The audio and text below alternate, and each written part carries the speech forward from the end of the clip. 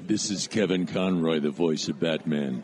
You're listening to the Nerdcast on ProjectNerd.com. Before we get started, does anyone want to get out? I knew it. I knew you were bluffing. I knew he was bluffing. You're listening to the Nerdcast. I feel like I should say something smart. With Adam, Bob, Iggy, and Tyler. You mustn't be afraid to dream a little bigger, darling. Only on Project Nerd. That is one big pile of shit. All right, you beautiful nerds, welcome back to the Nerdcast by Project Nerd, brought to you by Geek Garage. We are back. It is a special edition of the Nerdcast because it is the return of everyone's favorite version of the Nerdcast, the TNA Show. Adam, how you doing, baby?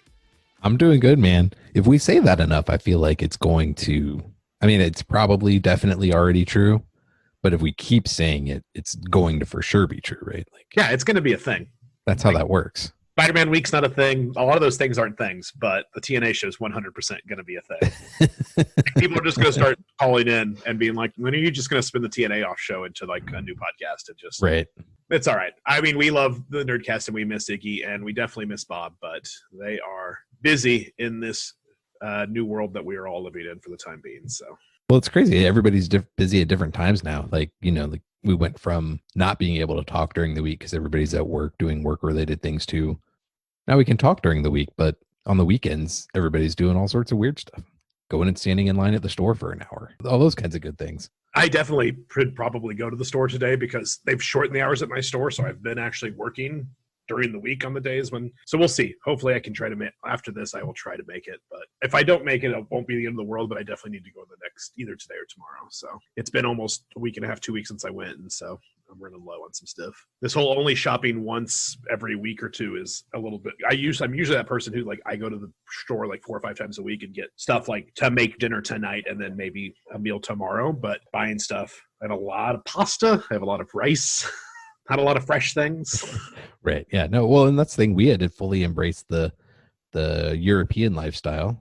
We live small. We don't have a big place. We have a very small refrigerator, basically no freezer.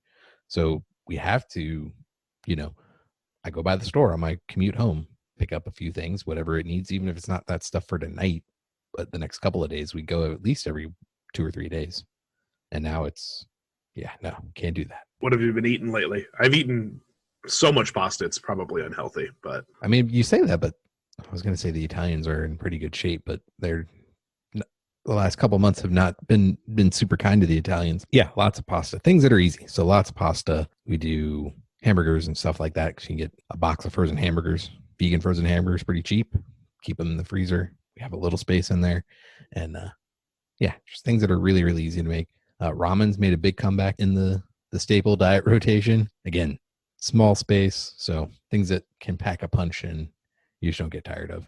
And then we've got local places that are still open doing delivery, and so we're trying to keep frequenting those and getting food delivered in from our local spots to help them kind of get through all this. So I've been definitely trying to, I don't want to spend all my money just eating out for every meal, but I've definitely been trying to order in or at least go get pickup from local restaurants that I like that are open. I wish more of them were open, which is sad, but it is a reality of where we're at right now. I've been trying to find more time to do like real cooking. So I've been experimenting with all like the classic Italian pasta dishes that are super simple. So like I've gotten pretty good now at pasta alla gricia, which is basically just noodles and guanciale and pepper.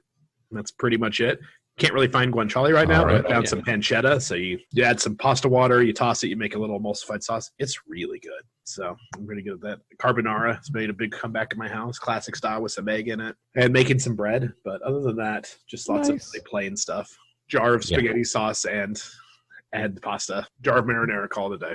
You don't need to mess with a classic. So and that's the thing. People are like, I'm so tired of all of this. That's the thing that hit me this week. It's like my diet hasn't really changed all that much, but I'm upset more about eating the things I would normally eat because I don't have a choice. There's a lot of times I've chosen to eat pasta, and now it's like, well, I haven't been to the store in 7 or 8 days, so all I have is pasta. I have to eat pasta. I can't go out to a restaurant that I want to. I'm upset about this now, and so it's gotten to the point now where that's frustrating, even though it's stuff I would normally totally be okay with. And I am totally okay with. Most definitely. Like, I love pasta. I love noodles of all kinds and ramen and things like that. I love soups, but now that I'm eating those three, like those pastas and soups have dominated my diet for the last 2, 3, 4 weeks. So you're right. You get a little bit, I don't want to eat this awesome, cheese tortellini with a nice red sauce on it again. Cause that's one of my favorite foods in the world. Like that's what I had yesterday and the day before. All right. Other than food, what have you been up to? You got stuff going on around the house. You getting, I'm sure, a ton of reading done. Or it's like I found myself, even with video games, it's that same thing. Like, shit, I have nothing else to do, so I'm going to play video games. I don't want to play video games, which is a weird place for me to be. I am actually gotten to the point where I'm pretty upset with myself at like how little I've accomplished in this time off. Part of it is I've started working like a full 40-hour week from home. And I set up a new computer and like I did the thing. The problem is in my apartment, I don't really have a lot of places to put stuff. So I basically put my new work computer right here where I had my second monitor and then rearrange stuff. So now the problem is I sit in this chair. That's usually my, like, I come home from work. Let's sit down. Let's relax. Let's play some games. Let's mess around the internet. I now sit in this chair and work for 8 hours a day. And as soon as that day is over, the last thing I want to do is stay in this chair. So I haven't played as many games as I'd like. I've played a lot of games. Don't get me wrong. I haven't read nearly as much as I wanted. I started a new book the last couple of days, and under normal real life circumstances where I'm out of the house all day and came home and like would be excited to like, let's get in bed and read this book. Now I'm like, I don't really want to, I need to stop sitting and laying and doing all those sorts of things. So it's upsetting to like finish your workday at home and then be like, well, the last place I want to be is continuing to stay right here where I've been working, but I can't go anywhere. So I don't know. I've watched some things, not nearly as much as I probably could. I've read some things, not nearly as much as I probably could, and played some things. But I have gotten really into some friends and I. We finally have gotten to the place where we have set up Tabletop Simulator and Tabletopia. So the last 2 nights in a row, we've played virtual board games with each other, and that's my new favorite thing. It's not the same as getting around the table and playing the board games, but we definitely played a round of Era and a round of Brass Birmingham last night. And the night before we played some Everdell. It's pretty awesome. Nice. Yeah, so Laura and I both took the week off this last week, and we've redone our garden. We have a bit of a garden here, which is unique for London. We've recleaned that out so that there can be multiple places to be instead of just our front room. Because we had the same problem, right? You work where you're doing everything else, and when you're done working, it doesn't feel like you've gotten to finish the process of leaving your office and going home and those kinds of things. All that's gone, and so you're just done, but you're still at home, and so it still feels like you're at work. It's a pain in the butt. So we've cleaned out our back garden, and we've bought some furniture for out there so we can actually sit out on our computers outside. The Wi-Fi reaches all the way out there, so we're good there, and can work in there and then come inside and work, and it gives us multiple places to be. When I say our place isn't big, our back garden almost doubles our square footage, so it's pretty awesome. That is a pretty awesome luxury living where you live.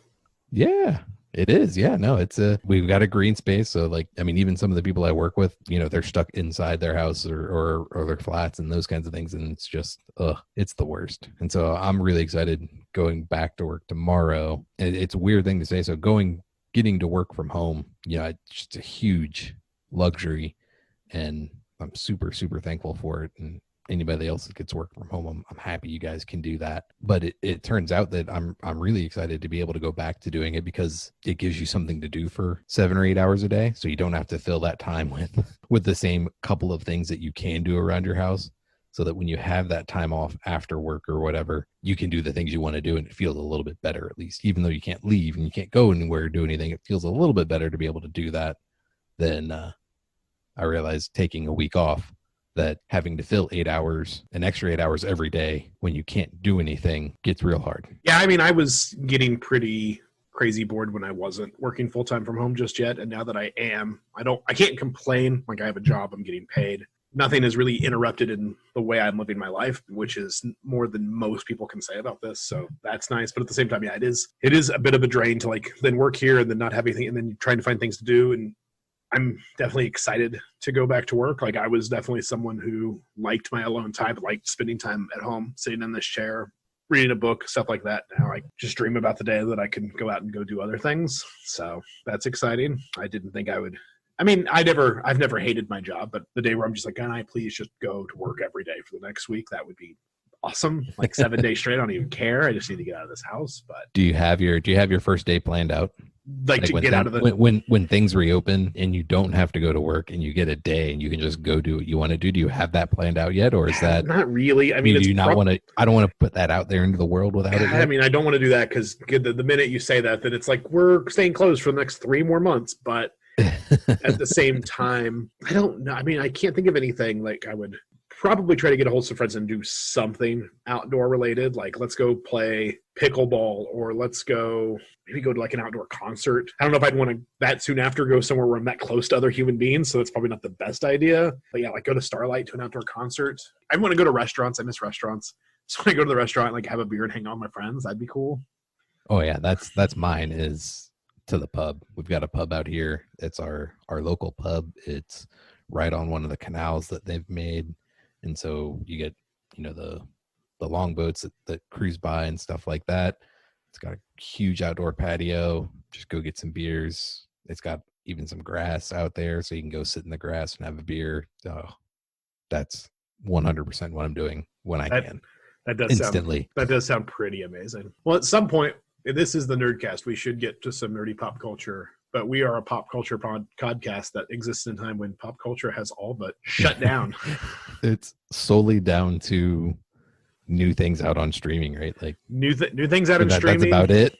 Things getting canceled. I mean, I will say that there are a lot of really exciting creators and artists and stuff out there finding new ways to get content out to people, whether it be the sheer number of new podcasts that have popped up in the last couple months, or Instagram shows or YouTube shows, or last night, I think, was it last night or 2 nights ago, was the big One World concert that was simulcast on NBC, CBS, and ABC with Jimmy Kimmel and Jimmy Fallon and Stephen Colbert and all these artists and Lady Gaga. It was a whole thing, and I've seen clips of it. I didn't get to watch the whole thing, but I saw clips of it. It looked pretty cool. Everyone from the Rolling Stones to, it was a whole ordeal. So that kind of stuff has been really cool. I've definitely found myself watching a lot of YouTube in this time, just lots and lots of YouTube, watching whether it be Conan or whoever running their show or Seth Meyers, something running from their living room or from their home, those kinds of things, or people trying to do Zoom podcasts or Zoom interviews and things like that.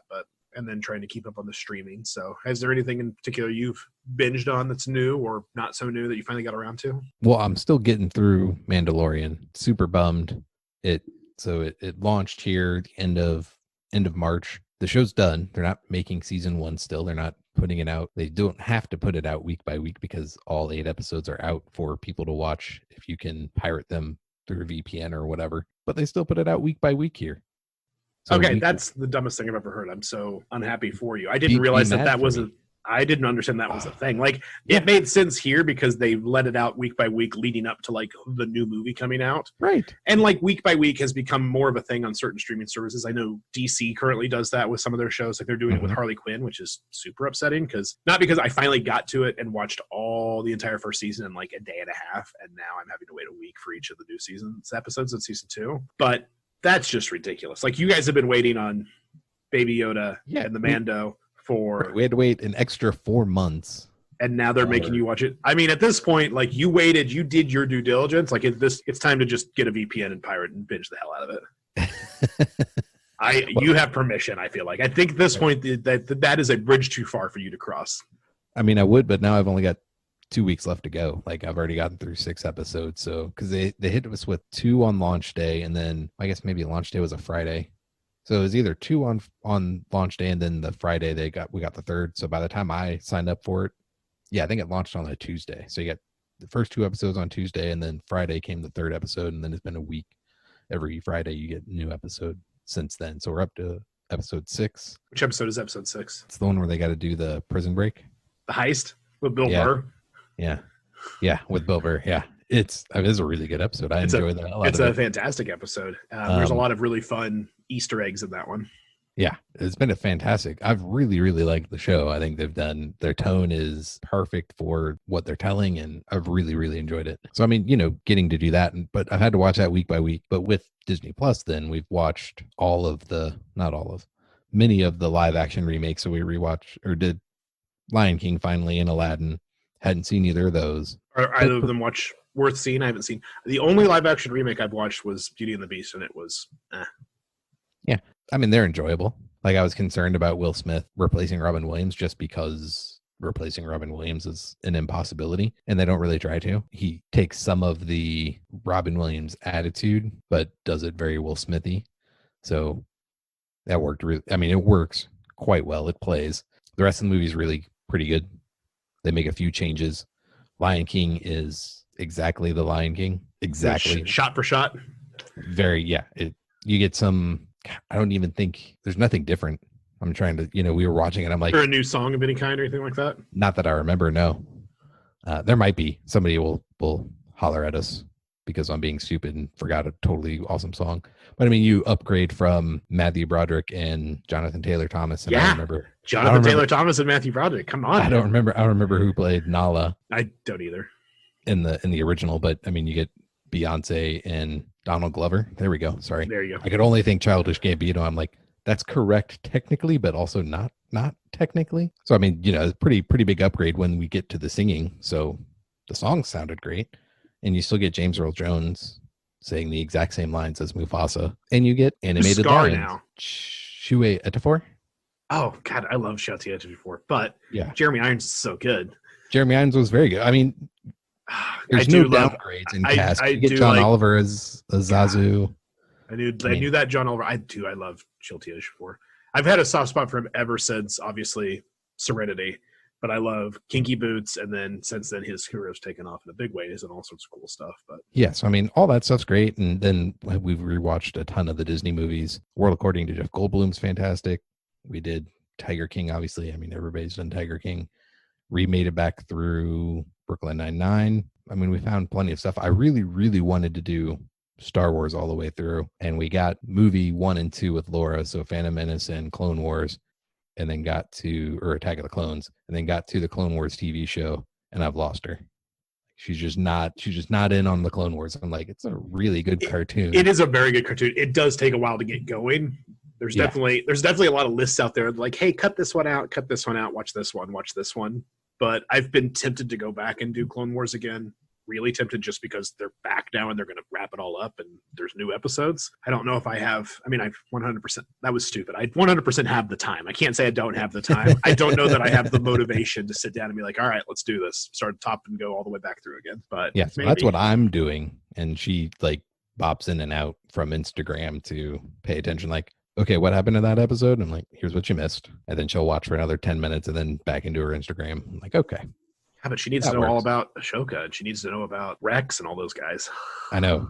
I'm still pretty young into it because I did the movie first and started the show after that. So I also kind of want to watch it just now that I know that Ashoka is going to be a character in season 2 of The Mandalorian, which is huge, real big. So yeah, I'm pretty excited about that. Did you watch Rebels at all? Nope. Okay. And so that's what I really wanted to do, is get into those. And then what's the new one that they're going to be doing? Resistance, I think, is already out. Some of it's out. And I think Resistance is the one that's like really, really for kids, but maybe I'm. Is it? Yeah, I can't remember. I mean, that's way down the line. I'm not even close to that yet. I still got to make it through the original trilogy first and through all of Clone Wars. So I've got some time. Yeah, Resistance is definitely been on. It started a while ago, way longer ago than I thought. But I still think of it as the new show. Yeah, it's a Disney XD, like Disney Channel show, because I think it's the one that's like, Rebels is kind of for kids, but there's a lot of really interesting stuff there. I think Resistance is the one that's like, it's really for kids. I watched a lot of Rebels. Okay. I didn't watch all of Rebels, but I watched a lot of Rebels, and I never have watched Resistance. So maybe one of these days I'll get into it.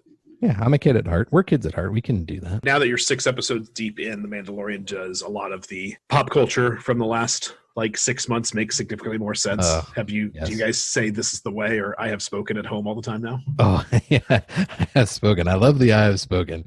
Yes, that I do. She doesn't. I do. And get eye rolls, which is one of my favorite things to do. So I still did really well keeping away from all of it when it was happening live for you guys.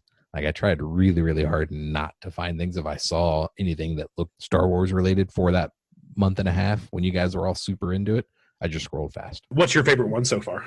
I liked the Sanctuary one where, How scary did they manage to make that ATST? Yeah, right. I think it's terrifying.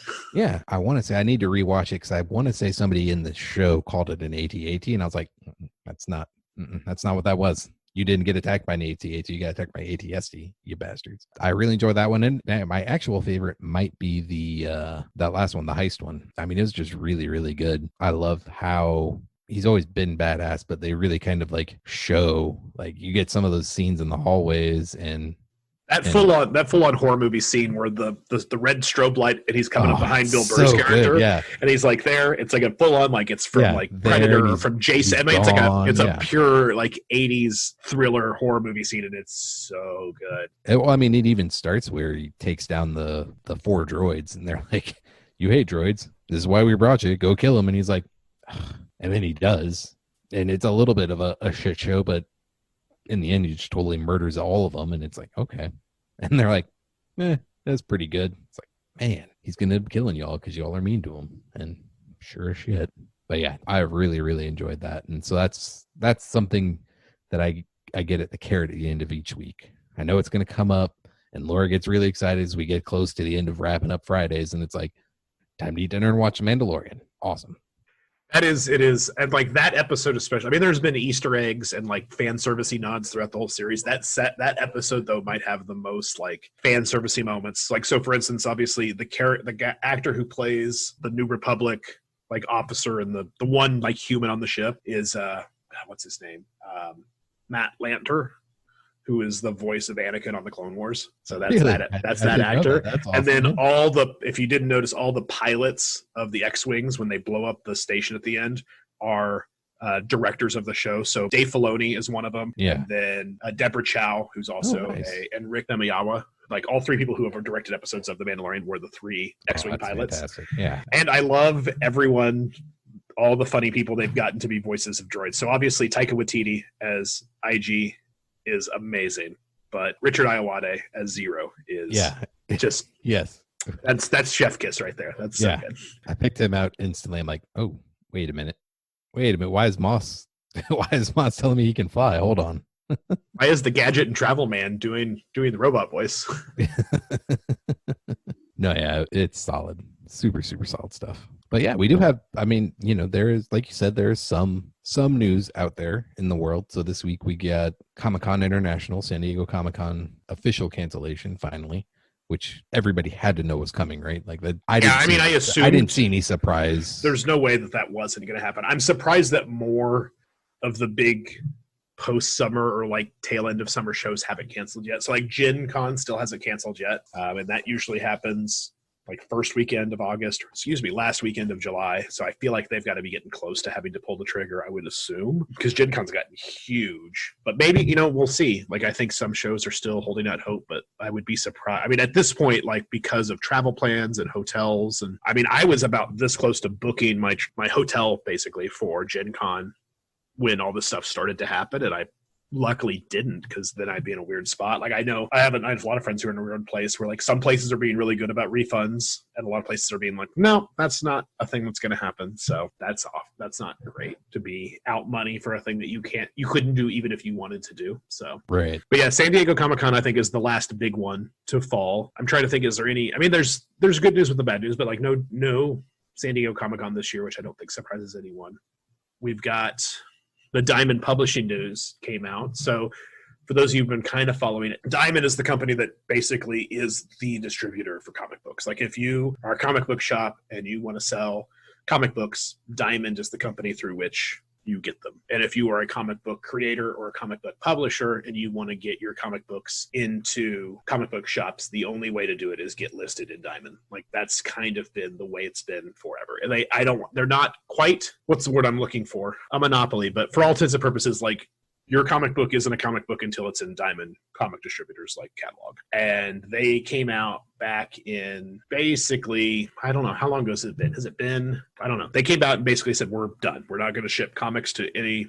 And to me, at that point, most comic book shops had started to close or were in the process of closing or were doing pickup only, said, we're done. We're not going to ship comic books. So the whole comic book industry basically ground to a halt because they were the one company sending stuff out. And then they came out now and said, we're going to start shipping again, but limited to only certain shops. But it's kind of curious to see, like, is it even safe to do that now? How many shops are actually open again? And if they are open, like if you're getting them physical copies, like are they opening to sell those? How's that working? But at the same time, like DC put out their own statement basically saying they're going to start shipping comics to retailers even earlier than Diamond is. So basically, is DC finally going to say, we're not distributing through Diamond anymore? Like, are we going to break up the big monopoly? Because Diamond's been like the only game in town for, forever. And Diamond has not come out and said that we're not, dealing with DC anymore and that we're still a partner with DC. But I don't know, it's just a weird, I don't know. Diamond is one of those things that if you're not in a really big into comic books, you don't know a lot. But then you explain to someone, they're like, wait,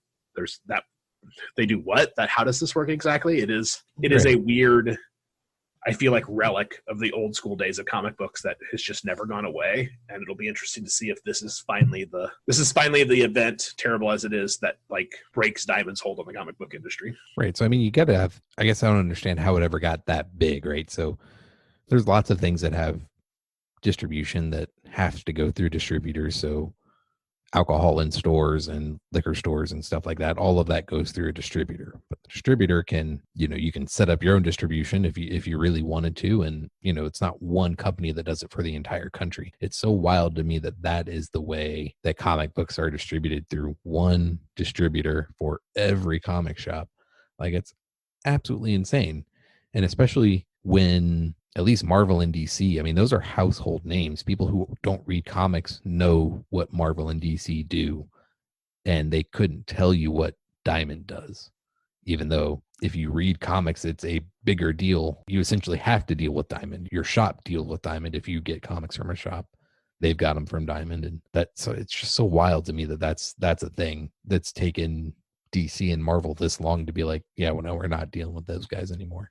Yeah. Well, and at the same time, there's also been, and part of it I'm sure has to do with contracts and just the way that these things are structured and the way the comic book business is built. But when they stopped shipping, when DC and Marvel and when they stopped shipping physical comic books, they also stopped releasing digital comic books. Like, all the comic book series just stopped coming out, which made a lot of people mad. Like, why don't you just distribute them digitally? Well, the people want the physical ones. And then are we cutting out all of our partners that are like, is that just a big, middle finger to comic book shops and things like that? So it's been I'm curious to see if any of the big distributors finally say, screw it. We're just going to keep distributing digitally, or we're going to start, shipping them. Like, do you just start shipping them directly to the consumers? Then you start getting into those weird, like the contracts, the economies of it. You start thinking about there's a lot of parallels you draw to like whether or not be like the car industry, where like you can't just go and call Ford and order a car. You have to buy it from a dealership because all these rules and this and that. And at the same time, like, does Marvel want to say like, you know what, screw it? And to be fair, like, you go to a lot of comic book shops now and they don't make all their money just from comic books. They have a million other things they sell there to keep people in the doors. But at the same time, like, that would be a huge hit to comic book shops in general if Marvel's just like, you know what, screw it. If you want Spider-Man, just subscribe to us and we will ship you a copy of it every month. And you get a digital copy of it. But I think it's interesting. I'm curious to see what DC ends up doing and what their distribution looks like. It definitely makes it sound like it's still just distribution to retailers, like brick and mortar retailers. Marvel hasn't said anything yet. Obviously, DC and Marvel have reached a point in their things where they're owned by giant media conglomerates who, if they cared, could do whatever they wanted with it. Obviously, Marvel's owned by Disney and DC's owned by Warner Media, which is owned by AT&T, which is the huge giant. So, but at the same time, like, sales of physical comic books as a form of revenue are probably the smallest sliver of a sliver of a sliver for the balance sheets of those kinds of companies. So even for just Marvel alone these days, or just DC alone, I would assume that physical sales of comic books are not a big part of their revenue stream. But I don't know. I don't know the ins and outs of their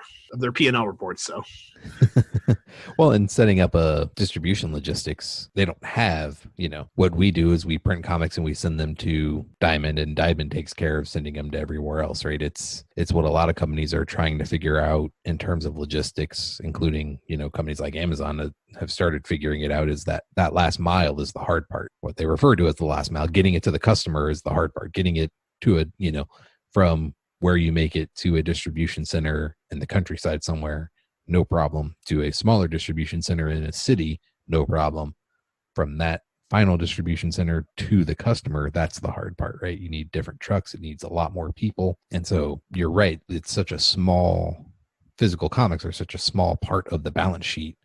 Do you want more outflow for that as well, right? How much does it cost to set up all of those logistics or to piggyback with some other logistic company that does it already? How much do you have to pay them so you're making even less? Maybe we just ship directly to the comic shops for the time being and never end up doing the, that last mile.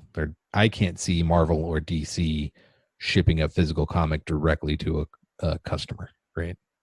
Like a single comic going out. I just can't see that ever happening. Like, it's just unscalable. There's no way that that's ever going to be a thing. Now, the other question is, do we shut down printing except for special editions or one-off runs and just do digital comics? Because I wonder how many of them are already digital to begin with, right? Like, so the actual drawing and animation and everything's done digitally these days as opposed to on a drafting board on a big piece of paper. Right? Yeah, like how many people are actually doing that still and then mailing that into whoever it needs to be mailed into, as opposed to just you got to mail it to the inker, uploading a digital file. Mail it. You got to get it to the inker and the letterer and the colorist, and then the So I mean, it'll be interesting to see. I can't imagine they ever get away from fully get away from. We're printing. never going to not print books, and we're never not going to print comic books. Like, that's just right.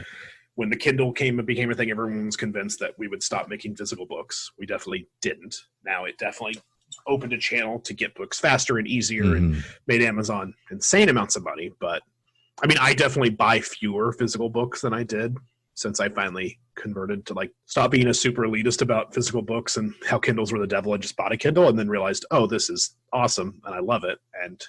But there are certain artists, certain special editions, I've got, these nice behind me, leather bound copies of books that I love. And then certain authors that I love, I'll make sure to buy their books in hardcover and get them. And I still like owning books. I don't like moving books. I think that's the worst. I love that I have, don't ship them across the ocean either, buddy. Yeah, that's probably the worst. But I also love that I have a device that fits in my back pocket that has over 1,000 books on it that I can read literally whenever I want, wherever I want, and not have to carry.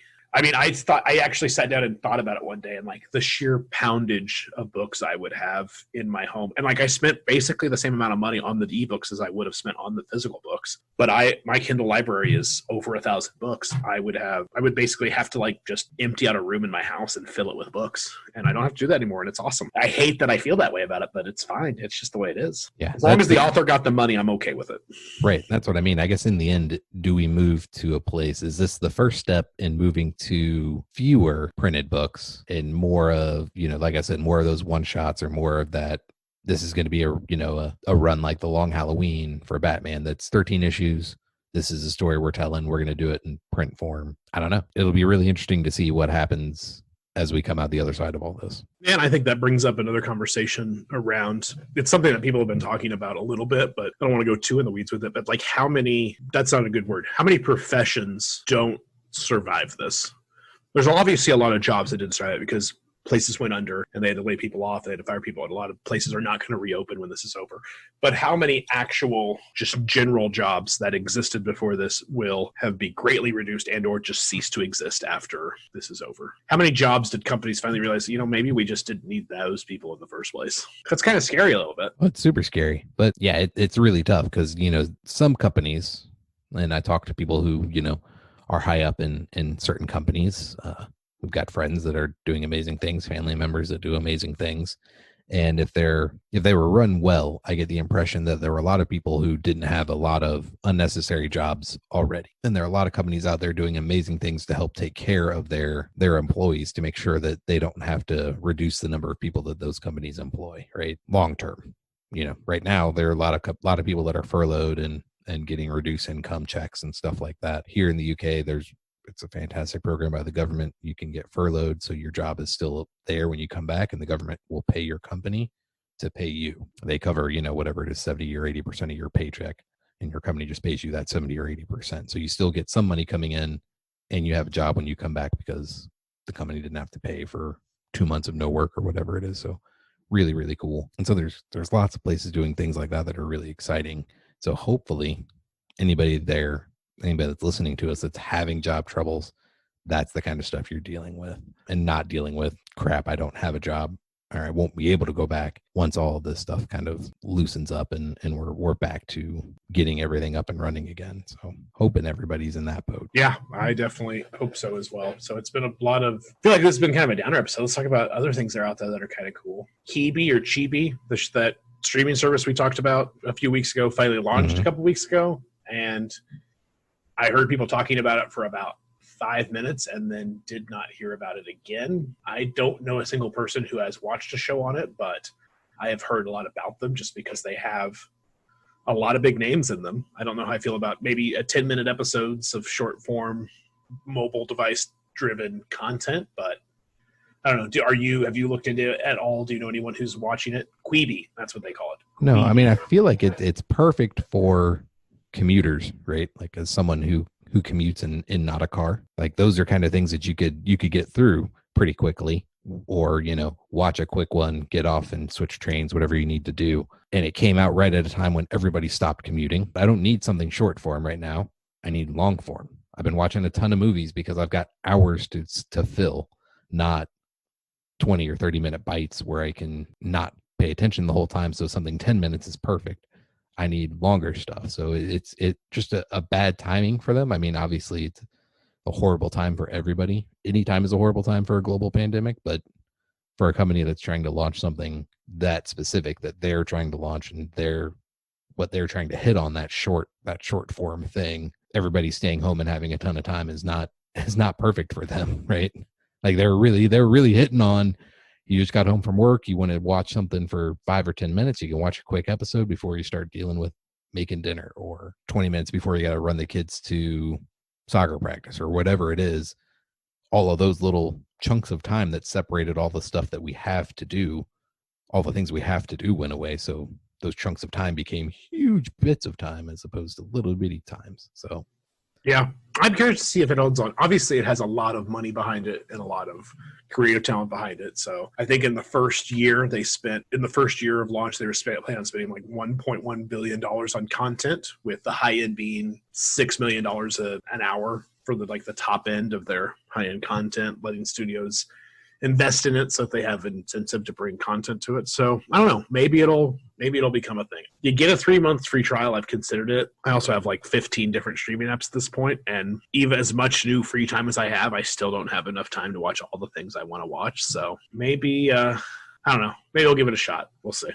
Maybe one of these days we'll come back on this and one of us will have actually watched it. Someone will be able to talk about it without just wild speculation with absolutely nothing to back it up. Hey, I don't know about nothing to back it up. We're reasonably intelligent individuals. We can call them all thought experiments. We are applying our giant minds to think about a problem and basically running our own simulation.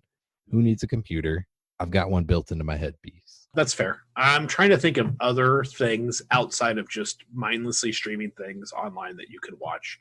There's been a few, like we said, there's been all sorts of like creative things that have popped up, whether it be like movie studios streaming movies or people using like Netflix Party to watch things. So one cool thing I saw the other day is if you go through the MoMA, the New York Museum of Modern Art is now running free art classes online through Coursera. So you can get classes on modern art and on seen through photographs and post-war abstract painting and all sorts of really cool stuff. There was a little period of time there where the Metropolitan Opera was streaming live recordings of their famous operas. So I watched some Wagner a couple weeks ago and some Puccini. Got a little culture in my life, which was really fun. I don't know, is there anything else that's like not typical movie, TV show streaming that someone's been doing that you've caught on to? I mean, lots of band stuff. So Ben Gibbard, the lead singer for Death Cab for Cutie and the Postal Service, he's been doing daily little concerts, singing a song live and streaming it and those kind of things. Goldfinger, actually all recorded from their like home studios or in their houses, a couple different songs, and they cut them together with, basically Zoom video and the guys just playing songs and stuff like that. So that's been very cool. But you got a lot of people doing lots of stuff. So Sony, if you guys have a PlayStation, you can actually sign in until the middle of May and get Uncharted 4, The Thief's End, and Journey. It's part of their Play at Home initiative. They're, I think, going to potentially continue giving out free games to help people stay at home, to encourage people to stay at home and just play some video games. So that's on top of the free games that you get every month if you're a PlayStation Plus member. I think Xbox just increased the number of games they give out with Xbox Gold. I'm not entirely sure what they've done. I haven't seen anything big from them, but I mean, Uncharted 4 is a big PlayStation only title. So, that's a pretty cool thing that they've done just recently. I mean, that was just this week. So something positive there. We're not all doom and gloom here in the TNA show. Like I said earlier, one of my favorite things to do over the last few days is getting some of my friends together that we normally board game with in person. And we've been using the Tabletop Simulator app on Steam. If you're not familiar with it, it's an interesting, physics-based, you can even do it in VR. None of us have VR, but you can do it in VR. It's a physics-based simulator where you can play checkers and chess, but people have gone on and made mods to make fully realized, super complicated board games. So last night we played Brass Birmingham. So it's a really economy simulator game, and you're moving all these pieces and laying tiles on the board. But a lot of incredible modders out there have made cool mods that are fully scripted to do some of the hard work for you, but then you're also physically reaching down and rolling the dice or picking up the piece and laying it on the board. And we hook up usually a Zoom meeting so we can talk to each other, or Discord, set up some cameras and one screen, and then just sit and play board games together. And it's pretty awesome. It's not the same as sitting in a room, drinking a beer, playing a board game and yelling at each other, but it's the closest thing we've got. So there's even a button in Board Game Simulator that you can hit that flips the table, and you can flip the table over and it knocks everything in the everywhere. It's pretty cool. Yeah, that's all right. That sounds pretty legit. Other than that, reading, I don't know. I guess we're closing in on an hour. So I guess some final thoughts, give people some stuff to watch, stuff to listen to, stuff to read, and then we'll sign off. I have done a decent amount of reading. Comics, made it through all of Lock and Key, and watched that. We didn't talk about that. What'd you think? I haven't watched it yet, but the trailers looked interesting. But so the comic's fantastic. I really, really enjoyed the comic. Short, 6 of the trade paperback size books. You can power through it pretty quickly. You can find good collections, I'm sure, online to download or get shipped to you still. Really, really liked that. I thought it was fantastic and dark and grimy and really well written for teenagers dealing with that kind of crap, like what you would do and how you would interact with the world and how everything would kind of change. I thought it was just really, really well done. The TV show, it is a really good example of how an adaptation can work going from one form to another. Because that book would not be the easiest book to adapt. There's a lot of thinking, a lot of playing with time, flashbacks back and forth, all those kinds of things. And the TV show does a really good job of getting all of the good ideas and doing them in a different way than the book does. It doesn't cover the whole series. The first season just does, it goes to an event that doesn't take place in the book, so I can't really say how far in the books it goes, but it does a good job telling the story and getting you a lot of the same points that you get in a lot of the same highlights from the book, just maybe in a different ways. So I think it's a fantastic adaptation. If you're wanting the exact story in the book, you'll be disappointed. But I think we're all okay with that now, right? The days of people being mad that Tom Bombadil's not in Peter Jackson's Lord of the Rings books or Lord of the Rings movies, hopefully is over. Hopefully we've all identified that you cannot make a book page for page, word for word into a movie. It doesn't work. Pacing feels weird and off, and it's just awful doing those kinds of things. So really, really good adaptation. I liked it a lot. I would recommend read that, watch it on Netflix. Very, very good. One other thing I was super excited about this week that I forgot to bring up is we finally have some real honest to goodness set photos from Denis Villeneuve's Dune. Go online, look those up. They're fantastic. I'm so excited. One of my favorite novels of all time. Nerd.com. Yeah. One of my favorite all there. Novels of all time being adapted by one of my favorite working directors today. So that's a read right there. If you want to dive into a deep, deep, deep rabbit hole, grab Dune by Frank Herbert. It's amazing. If you really like it, you can read Children of Dune and Dune Messiah and God Emperor of Dune and Chapter House Dune and just keep going down that rabbit hole. I would not read any of the ones not by Frank Herbert. There's some okay stuff and some of the Brian Herbert and Kevin J. Anderson stuff, but not much. It makes me angry. But then get ready for this movie. Go back and watch the David Lynch movie. Maybe even watch the sci-fi miniseries of it. Just do some weird stuff. It'll be fun. Other stuff, like I said, a little bit of gaming. I definitely got really into, I should probably pick it back up again. I got really into Mountain Blade 2 Bannerlord there for a little bit, which for those who don't know, it was a really janky game. It's a really janky sequel to a really janky game. It's basically if you made GTA, but it was medieval. So you play a lord like in charge of a clan who basically goes around and does work for nobles. You can pledge yourself as a vassal to a part of the empire, try to retake over the empire. But and then you hire, and there's all these different empires that all have these different kinds of troops. There's like kind of like the Britannia inspired one. There's like the feudal knights in Shining Armor. There's like the Roman Empire one. There's like the desert one where it's all horsemen. There's the like Mongol and Asian inspired one. There's like the Russian and Viking inspired one. And they all have different kind of troop types that get upgraded, but you start your army. And then as you gain renown and prestige and money, you can hire more and more soldiers into your army, upgrade them. But the big draw to it, and the big janky part of it, is when you get into a fight with another army or another part. It's a full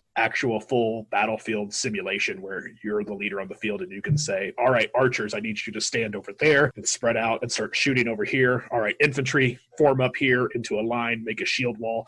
All right, I need my cavalry to come around the left here and you're going to flank, and you're in the battle yourself, so you can just ride in with your lance and just start stabbing people and punching people. It's so ridiculous and so much fun. So just look up some videos for it to see how ridiculous it is. But there's a lot of mods out there for it. So there's a ton of mods for it online. Like there's a mod that someone put out where basically you can issue all those commands using your voice. So I can definitely say like archers advance or archers form a line.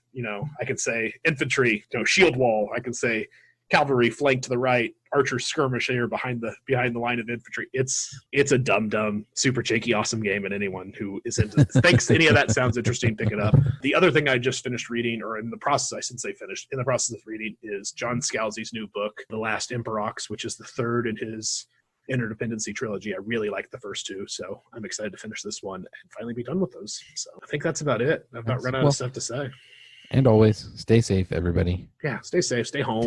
Take this stuff seriously, right? Stay home. It's not a I know joke. It sucks. It's the worst. If you know people who make things, think about buying something from them if they're still making it. Help your friends out if you can. Just be good to people. This is the time where we can all be good to everybody. Be excellent to one another. Exactly. But with that excellent sentiment, we are going to close it down for this episode of the Nerdcast and this episode of the TNA Show. This has been the Nerdcast, episode 225, brought to you by Geek Garage, your best place online for when everything comes back online to find super, super awesome themed cars for your event or your convention. Geek-garage.com, project-nerd.com for all of your geeky needs. Most of the stuff we talked about on here is on there. We're trying to keep that website as active as possible through all of this. So there's new content up every day. So just keep an eye out on it. But until next time, stay beautiful, you beautiful nerds. And we will see you next time. Bye.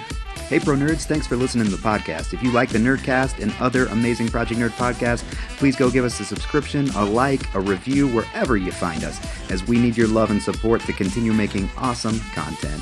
Next week, we'll be back with another great episode of Nerdcast, as well as other original Project Nerd podcasts.